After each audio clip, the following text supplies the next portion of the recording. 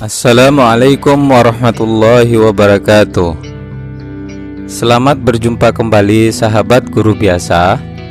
Pada kesempatan kali ini, guru biasa akan menyajikan PR atau yang kita sebut dengan perspektif. Perspektif kali ini kita akan membahas tentang etika dalam menggunakan teknologi informasi dan komunikasi melalui literasi digital. Sahabat guru biasa, menggunakan teknologi informasi dan komunikasi, khususnya media sosial, seakan sudah menjadi kebutuhan dan gaya hidup. Hampir semua lapisan usia kini dengan mudah bermedia sosial. Menurut Dewan Guru Besar FKM UI dalam channel YouTube-nya, media sosial adalah sarana berinteraksi satu sama lain dalam rangka menciptakan, berbagi, serta bertukar informasi dan gagasan dalam jaringan komunikasi, yakni internet dan virtual. Sebagai guru, tim guru biasa merasa perlu untuk urun rembuk, memberikan pendapat atau perspektif dalam menyikapi masif dan dahsyatnya penggunaan TIK khususnya medsos akhir-akhir ini. Sebagaimana kita ketahui bahwa kemajuan teknologi bagaikan pisau bermata dua. Di satu sisi banyak manfaat yang didapatkan, namun di sisi lain ada juga dampak negatif yang ditimbulkan.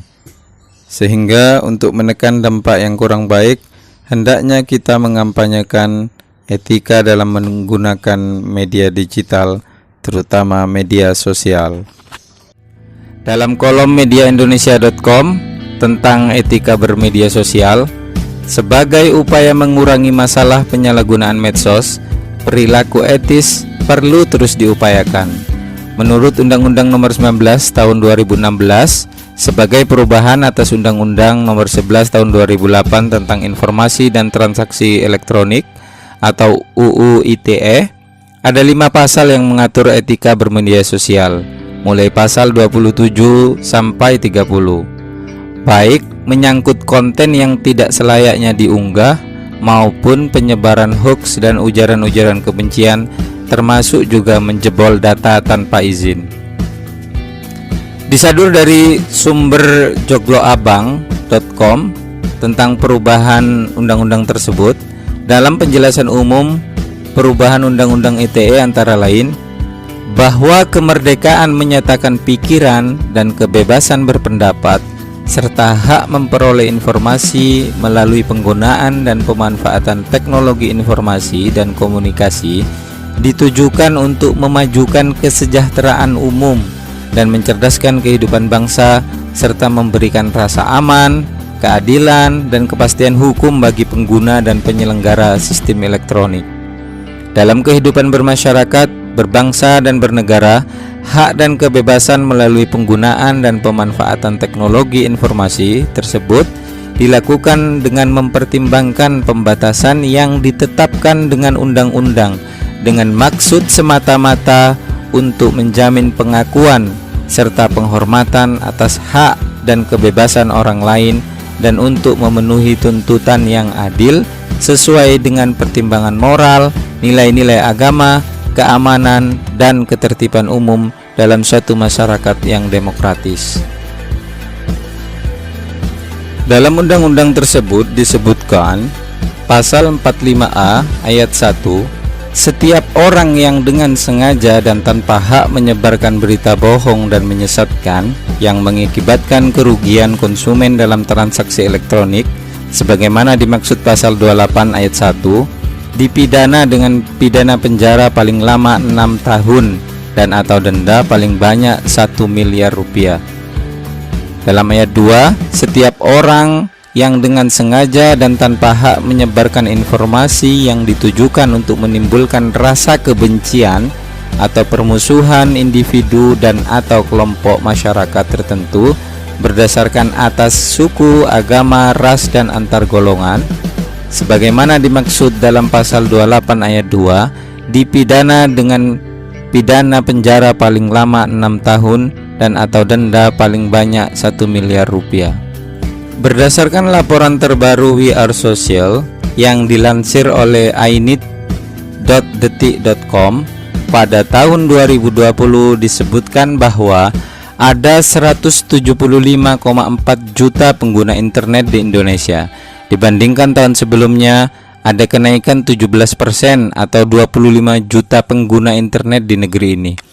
Berita ini dimuat pada tanggal 20 Februari 2020. Masih dalam berita tersebut, berdasarkan total populasi Indonesia yang berjumlah 272,1 juta jiwa, maka itu artinya 64% setengah penduduk Republik Indonesia telah merasakan akses ke dunia maya.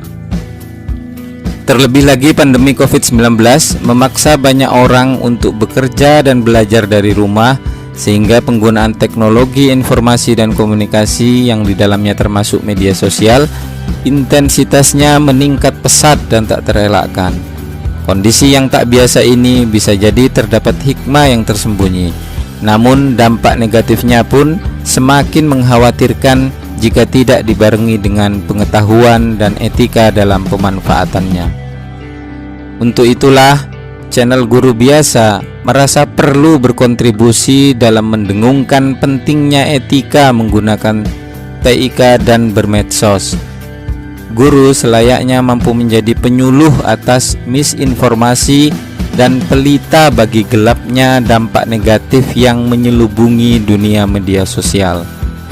Seorang guru diharapkan mampu mendidik, mengajar, membimbing, mengarahkan, serta melatih para siswa khususnya dan mengajak sahabat guru biasa pada umumnya dalam bermedsos dengan baik, benar, arif, dan bijaksana, diantaranya melalui literasi digital.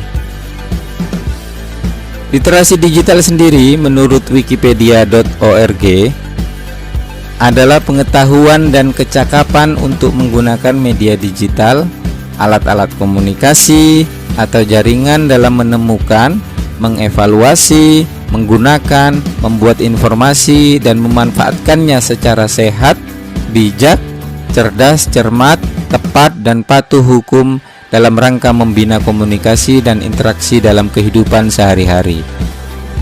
Literasi digital juga merupakan kemampuan menggunakan teknologi informasi dan komunikasi untuk mengkomunikasikan konten atau informasi dengan kecakapan kognitif dan teknikal.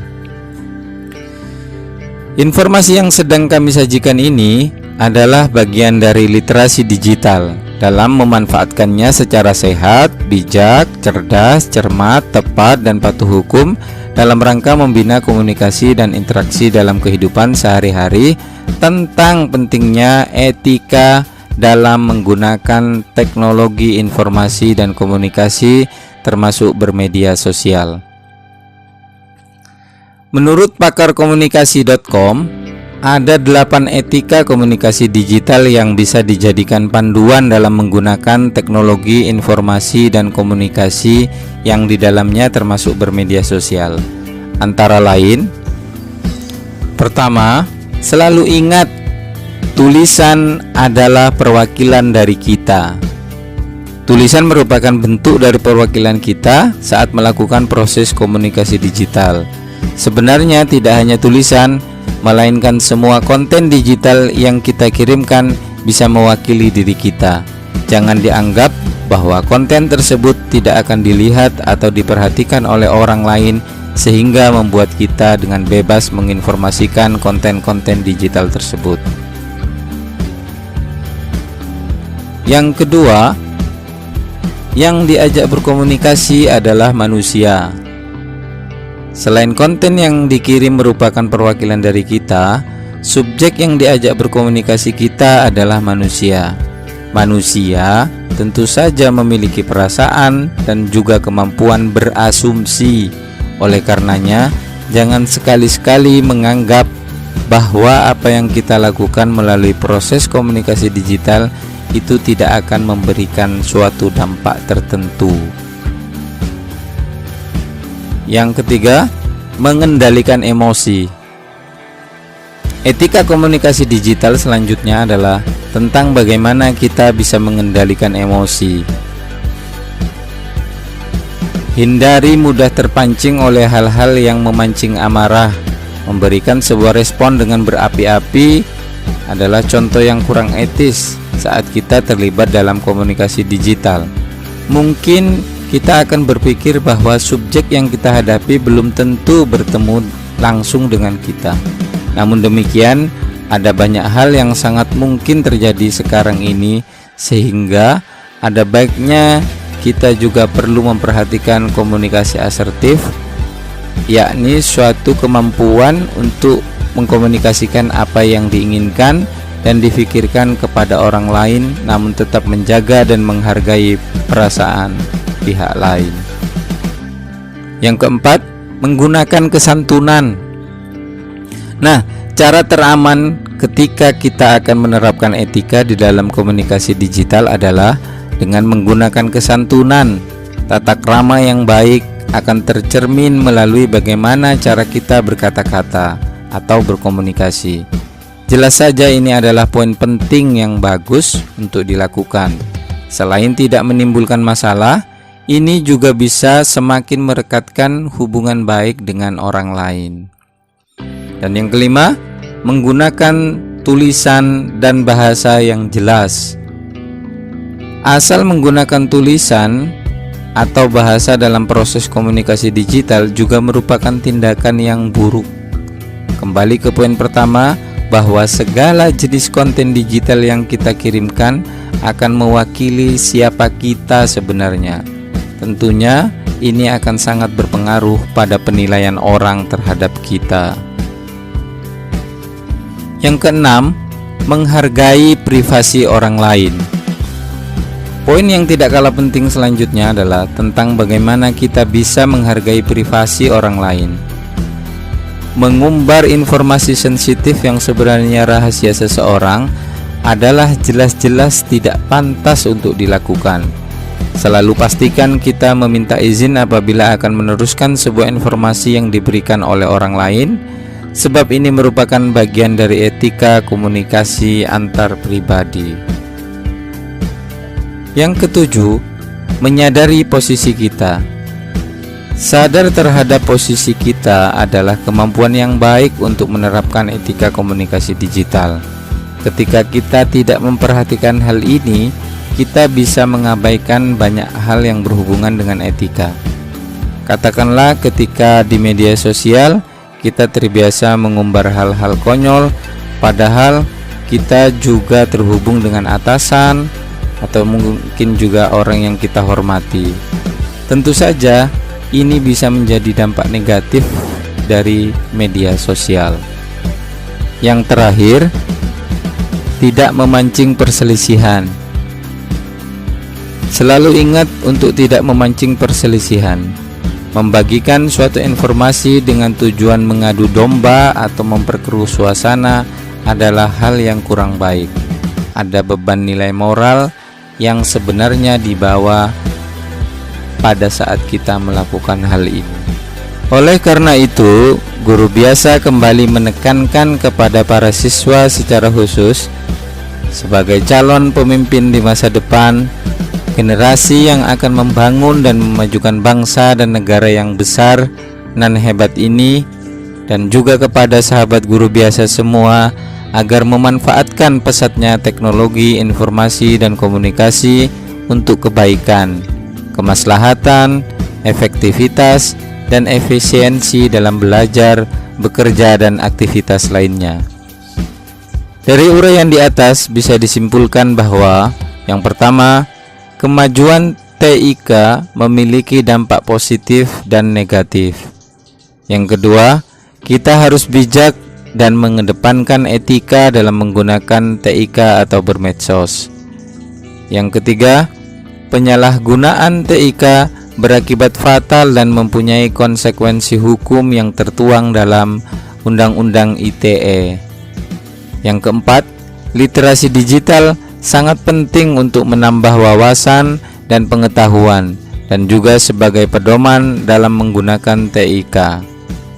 Yang kelima, pastikan informasi atau pengetahuan yang diperoleh bukan hoax atau bohong dengan mengecek data dan fakta dari media-media mainstream dan berbagai sumber terpercaya lainnya agar berimbang, proporsional, dan dapat dipertanggungjawabkan, sehingga kita dapat jernih dalam berpikir dan bertindak.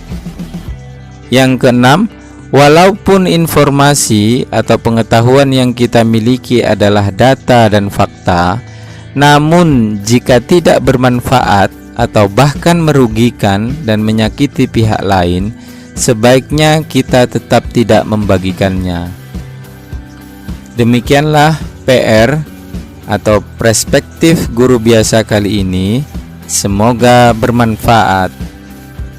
Silakan tulis komentar, saran, dan kritik yang membangun dengan bahasa yang baik dan santun di kolom komentar.